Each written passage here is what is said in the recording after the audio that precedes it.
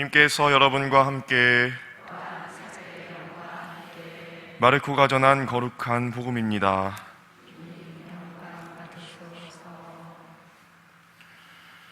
그때 예수님께서 회당에 들어가셨는데 그곳에 한쪽 손이 오그라든 사람이 있었다.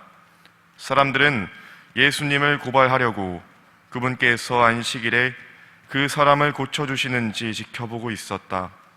예수님께서 손이 오그라든 사람에게 일어나 가운데로 나와라 하시고 그들에게 말씀하셨다.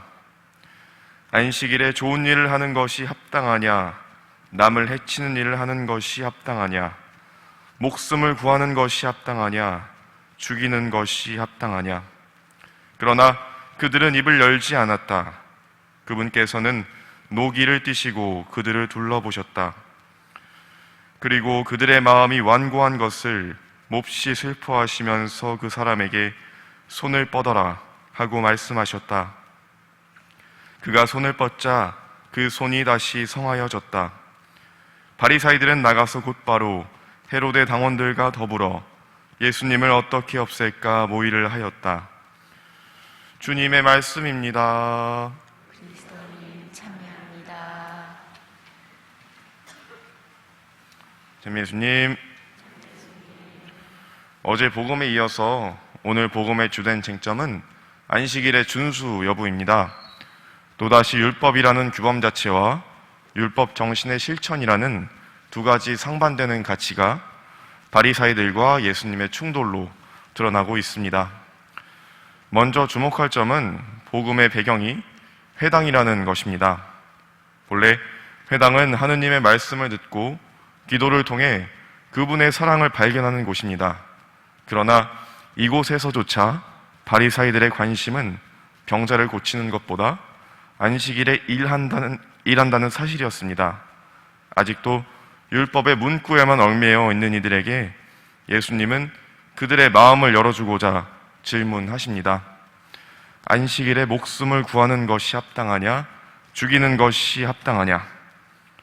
그럼에도 예수님의 초대에 응하지 않은 이들에게 예수님은 분노하시고 또 이들의 우둔함에 슬퍼하십니다.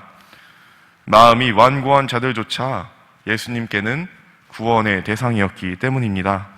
만약 예수님께서 이들을 포기하셨다면 어떠한 감정도 가지지 않으셨을 것입니다.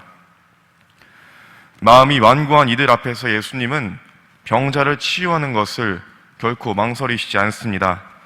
안식일에는 작은 노동조차 하면 안 된다는 규정이 있었지만 그보다 더 중요한 것은 사람들에게 자신의 비참함을 드러내면서까지 회당에 와서 하느님께 기도하는 일을 외면하지 않는 사랑과 연민, 곧 율법의 참된 정신을 사람들 앞에서 실현하는 것이었기 때문입니다. 이로써 예수님은 하느님의 집에서 기도하는 이들에게 하느님의 뜻이 어떻게 이루어지는지 보여주십니다.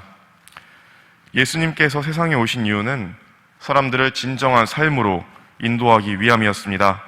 그리고 그분께서 전하시고자 했던 진정한 삶이란 하느님께 의탁하는 사람들을 감싸주고 구원으로 인도하는 사랑에 기초하고 있었습니다.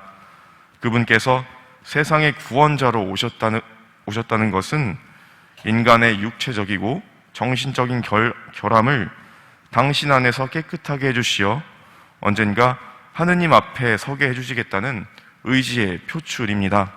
그리고 우리가 언젠가 하느님 앞에 나설 때 그 옆에서 우리와 함께 해주시겠다는 신뢰의 징표이기도 합니다. 어쩌면 손이 오그라든 사람을 군중의 가운데로 부르시고 그를 치유해 주실 때 예수님은 동시에 바리사이들과 헤로데 당원들의 오그라들었던 마음도 치유하고자 하셨지 않았을까 생각해 봅니다. 사실 바리사이들은 그 당시 어떤 사람보다 하느님의 계명을 철저히 지키고자 노력했던 사람들이었습니다. 그러나 아쉽게도 그들에게는 삶 안에서 신앙을 실천하고자 하는 의지가 부족했습니다. 이제 예수님께서 실현하고자 하셨던 율법의 참된 정신을 우리 마음으로 한번 가져오셨으면 합니다.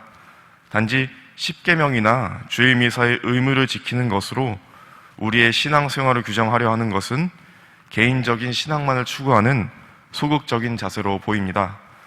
예수님께서는 언제나 우리가 마음을 열고 당신께 청할 때 더 큰 신앙과 삶의 열매를 허락하시기 때문입니다.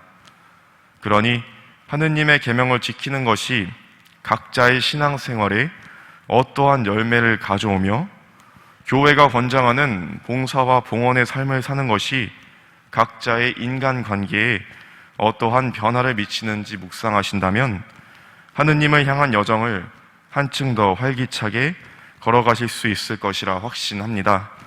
미사 중에 하느님 사랑과 이웃 사랑을 우리 각자의 삶 안에서 실천할 수 있는 의지를 함께 청하셨으면 합니다. 아멘.